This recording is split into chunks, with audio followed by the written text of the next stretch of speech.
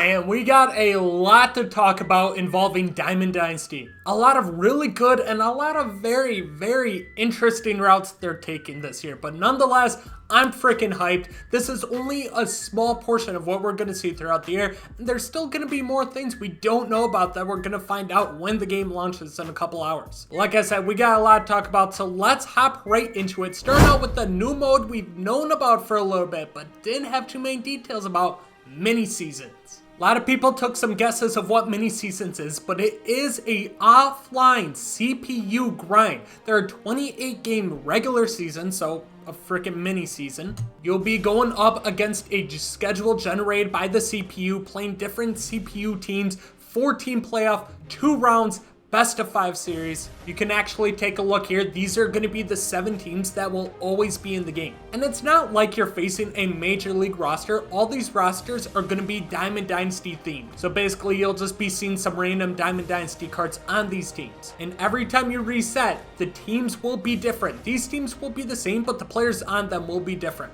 You can take a little look here. It has the standings and everything. You can take a look at your schedule. You will be playing home and away games, which is very small feature, but it's kind of cool considering when you play the CPU, generally you play away games. And then of course, there are rewards. Starting out with an 89 overall Evan Longoria when you win your first mini seasons championship right there. You see right here, actually my head might be blocking it, you have a championship bundle. What this will include is 15 The Show packs and 1 Ball is a Habit pack, followed by 10k stubs and 5,000 XP. But man, that's not all. You got a bunch of missions too, where you can earn a prospect choice pack. Those are back this year, and we know how valuable those ended up being once we got the big time collection rewards. So I think it's very important to grind out and get some of those prospect packs. Ballin' is a Habit, show packs, those are in every single reward path. This is what happens when you make the playoffs. It has its own little playoff bracket. Like I said, it's a best of 5 series versus the CPU.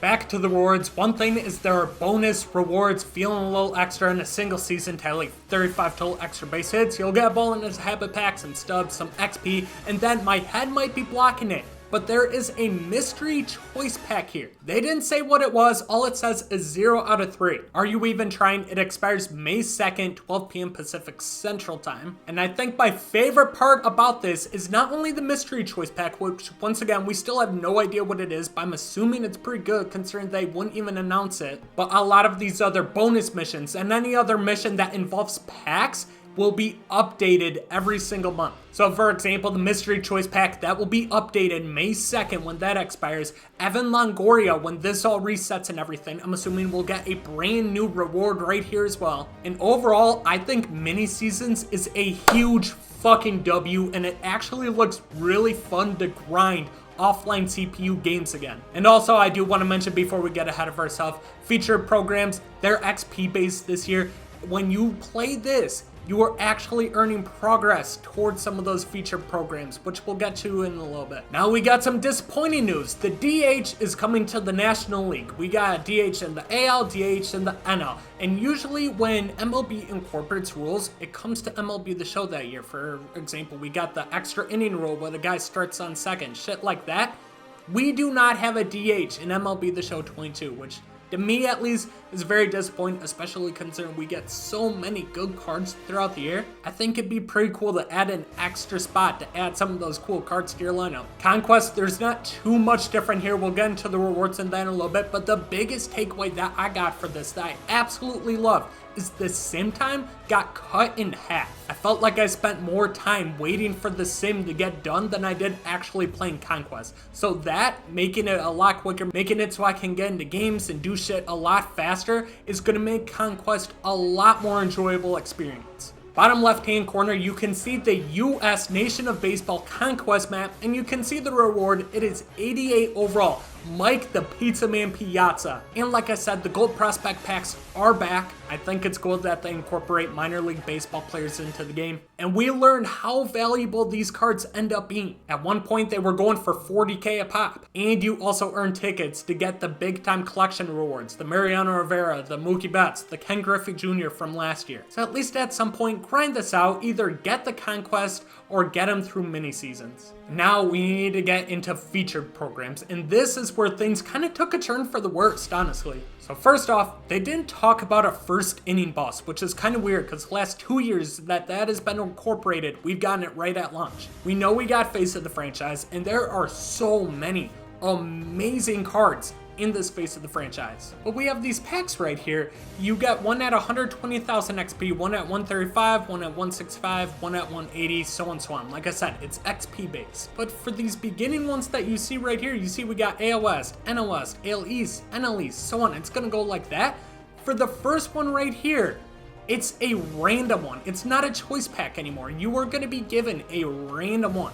I hate that idea more than anything. I absolutely loved hopping on the release of content, grinding out, trying to get all 30 Team Affinity players. And now I'm gonna be given a random one? Like, knowing my luck, I'm gonna get the worst fucking one. I mean, it does get a little better, at least somewhat. Once you get towards the end, you do earn another pack for that division. That one is a choice pack, and it's sellable. So that's a huge fucking W right there. I like the way they incorporated that you can make these cards sellable. I just really wish it would have been like you get 5 packs so I can get all the Team Affinities, and then you get 1 pack once you get way out in the XP path that is sellable. But instead, you get 1 random pack per division, 1 choice pack that is sellable per division. There's 6 divisions in baseball. You get a total of 12 packs. So you can't even get half of these Team Affinity players. Like I said, I absolutely hate the way they handled that. I think some aspects are cool, like the XP path and the fact that you can have a choice pack that is sellable. The fact that I can't even get half of these players and one of those packs I'm gonna get a random player. Like, I'm only guaranteed to get 6 out of the 30 cards that I want. I hate that, man.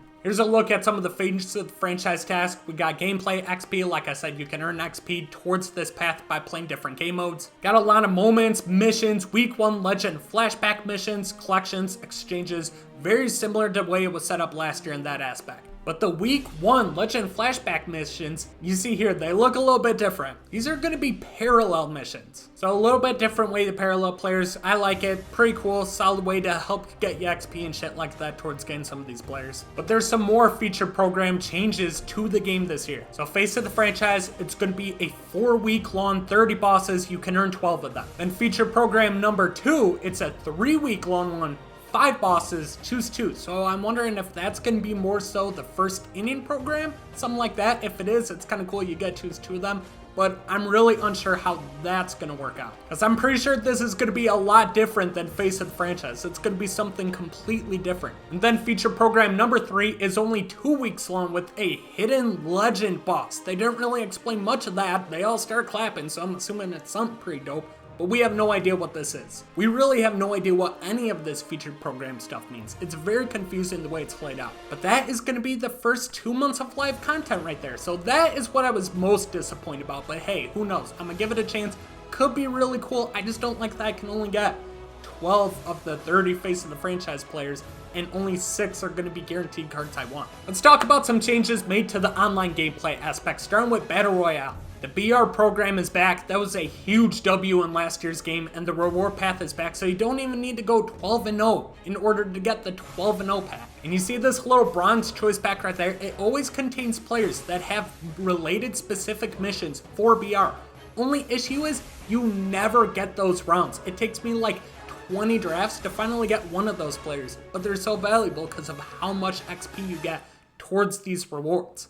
Well, they have custom draft rounds, which means that you will get, in each draft you do, you will get a round that contains one of these set of players, whether it be bronze. I think gold will be in here too, I'd assume so, but you will at least in every draft get one of these players. That's going to make it so much easier, more efficient, and just a lot faster to get these done. Here's a look at the gold choice pack. We got Lou Gehrig, New Brewer, Hunter Renfroe, Alex Wood, J.R. Richard on here, so we'll see a couple of him. I wonder how good he is. I'm excited to take a look at his stats. And then the 90-star reward is going to be 90 overall Larry Doby, so not bad of a day 1 outfielder. Let's take a look at the 12-0 choice pack. It includes 90 overall Jason Bay, 91 overall Andrew Miller, could be solid, 90 overall Chipper Jones, a day 1 Chipper Jones, excited to see how he plays, 91 Craig Biggio, and 90 overall Pedro Martinez. I love that because I'm pretty sure last year we only got one version of Pedro Martinez.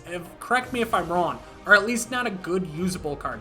This year we'll get a 90 overall that you can get right off the rip if you want. So hopefully his stats are better once we get his endgame card, but a diamond 90 overall Pedro Martinez, I love that to start the game. Big changes made with ranked seasons is the reward path is back, but it's not based off wins anymore. It is based off innings played. Some people are gonna love that, some are gonna hate that. But I get why they did that though. They did that because people would just, wins were the only thing that mattered. So people would quit in the second inning if they knew they were facing somebody better than them, and then the game just would be done with. It'd just be kind of boring for the other person. So they did this to try to incorporate more people to stay further into the game, because at least if you're getting absolutely dicked on, you're getting innings towards these other players, submissions and cards and shit.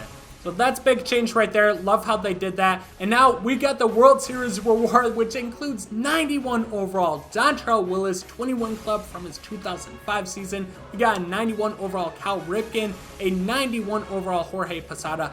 But I'm pretty sure most people are going to go with Dontrelle Willis day one. Then they actually include a little bit of him pitching right here. So you see he's got the funky leg kick and all. So he's got a fastball, slider, changeup, cutter, and a curveball. So I really like the pitch repertoire on D-Train. Events, they didn't talk too much about changes, but what I do know is we got an 88 overall Nolan Ryan as the reward. Solid day run reward. Nolan Ryan cards are always really hard to hit because he throws so damn hard. And this is shit that pisses me off, dude. This is the third time they've done something like this. Is we got an 87 overall Alfonso Soriano card for 15 wins. But look at who is in the goddamn image. It's freaking Derek Jeter. This is third time they've kind of leaked him out like that. They did it last year in Alfonso Soriano's live stream reveal. They kind of did it this year with the deluxe edition dropping on 2/2/22. And now on Alfonso Soriano card, they got Jeter in the goddamn card. They know what they are doing, and I'm surprised, I'm just gonna spoil it. They did not announce Derek Jeter as a new legend, so I'm so confused what is going on with that. But my favorite part, one of the favorite things I took away from the stream is you can now save event lineups. So I don't need to restart whenever I restart my event or I lose, I do not have to make a brand new lineup. The lineup that I previously used, it will just be saved and I can hop right in. Grace to God, that is the best addition they've made to the game. So now we gotta talk about the player collection, the big time rewards here. We will make a video going over every single reward when the game drops later on tonight, so be sure to hit that subscribe button if you haven't yet. We just gotta look at the White Sox here. Includes 90 overall Ray Durham, which is a new legend coming to the game. His stats actually don't look that bad. Switch hitter, 88, 92 contact, doesn't have a lot of power, but solid fielding. He's really fast with 90 speed. I can get behind this. I think that's a pretty solid day one card. I didn't even notice this when I watched it the first time, but we gotta look at the 3 division rewards for the AL. Michael Young, Mike Mussina being a 96 overall on the Yankees, and a prime Grady Sizemore, all to get 99 overall. Frank Thomas is one of the 3 big time rewards. 109, 105 contact, 105, 125 power, 109 vision. This card is going to absolutely rake. He is going to hit. Pretty sure his stats were better on his 99 overall version in 21, but nonetheless, I'm not going to complain too much. I think Frank Thomas cards always hit really well, so really excited about that. And also, you can see they switched up the card art a little bit, and they actually made it so Cy Young, MVP, and basically all award series cards look different. For example, you see how the Cy Young version looks on Dallas Keuchel right here. And I'm a big card art guy, so I love that addition, that it kind of separates everything a bit. Now with the NL, we gotta look at Chase Utley, 97 overall prime, Kenley Jensen, 96 overall, and Prince Fielder being the 92 overall representing the Central. That's how bad the Central is. But all this to get 99 overall Roberto Clemente milestone. You take a look at the card art, 3,000 hits. He's got 125. He's maxed out contact versus righties and lefties. They boosted his power a bit from last year. 81, 85 with 118 vision. So I really like that.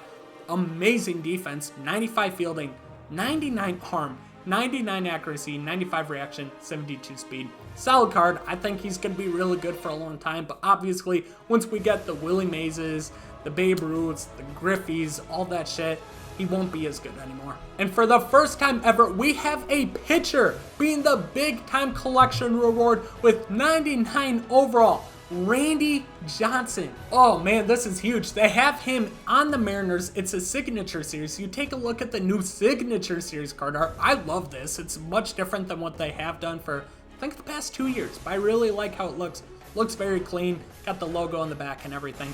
But he's a 99 overall. He's got a fastball that can reach 97, a slider, a splitter, a slurve, and a two-seam fastball. Pitch repertoire is looking really good. He's got 115 stamina, and what I saw a lot of people hating on is the 105 hits per 9. But I'm gonna be straight up, he's a live series collection reward you can get day one. They're not gonna, like if they made him have 120 hits per 9 on day one, this card would be unstoppable up until probably August. So I do kind of like that they made him at least somewhat hittable because he's got 125 Ks per 9, 79 walks, 90 was home runs per 9, 100 pitch clutch. He's got 99 velo, 99 break. And we got a little video of him pitching right here. He's got a very weird wind up, and you see he throws 101. So I'm guessing he has outlier on him. But man, this guy is gonna, it's just a very funky delivery. Everything comes out of his hand weird. He's gonna be really hard to hit.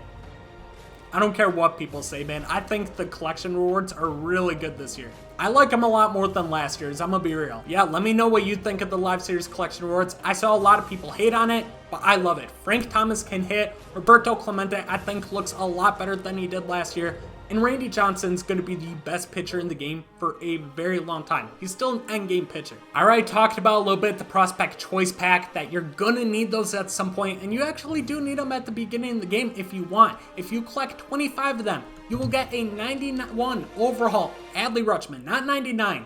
I messed up. A 91 overall Adley Rutschman. I believe he's number 2 prospect in all baseball. I think Bobby Witt's number 1. But he's got 91 and 91 contact, 80, 78 power, plays really good defense, and he's a switch hitter. This card's always played good last year. I assume they're no different, and you can get this card very easily by playing mini seasons or by playing Conquest. You'll definitely get enough to get this guy right away.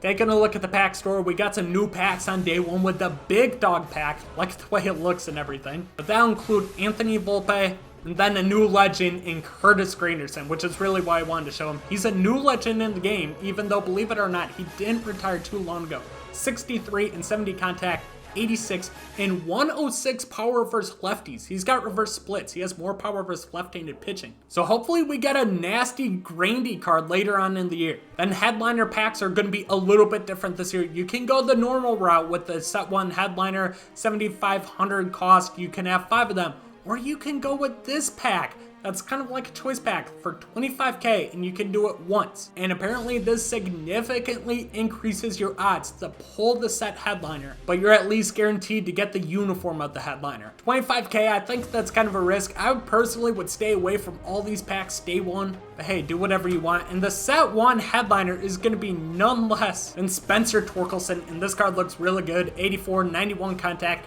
86, 95 power versus left-handed pitching. He's first baseman, but he can also play third base. Defense isn't too bad, so he might do okay over there, but still, the card looks like he can hit. So one of the new things they had in the show pack bundles is this chase pack, which basically is a pack that guarantees 1 gold or better player with a chance to find a featured set 1 player. So you have a chance to get the headliner a little bit, increase stats a little bit. It's a little bit better topper than what we've previously gotten, so I'm okay with it. Now we get into the roster update side of things. They update rosters about every other week. They'll do like any transactions one week, and then the following week will be roster attributes and shit like that. It's a great way to make stubs because you can make investments. And they made it a little bit different this year. Normally, a diamond would quick sell for about 5k. It doesn't matter if it's Mike Trout or if it's an 85 overall diamond. It goes for 5k. This year, they switched it up a little bit, so you actually got to think, could this player keep getting upgrades throughout the year? Because once he gets to an 85, he only quick sells for 3k. It isn't that much. But every time he goes up in overall, the quick sell value just keeps increasing. Here's a little spreadsheet of how it's laid out. So it's got some good, and 85 doesn't go for nearly as much as it did, and it doesn't until it gets to an 88 overall. So you're really gonna have to hit big on some of these. Makes it a little bit harder to invest, but at the same time, it could really pay off for you. Here's a look at some of the new card art coming to the game. We got the Signature Series, we got Face the Franchise, Prospect, and Milestones. Looks very similar to last year's. Here's Live Series, the Takashi Ozaki Choice Pack.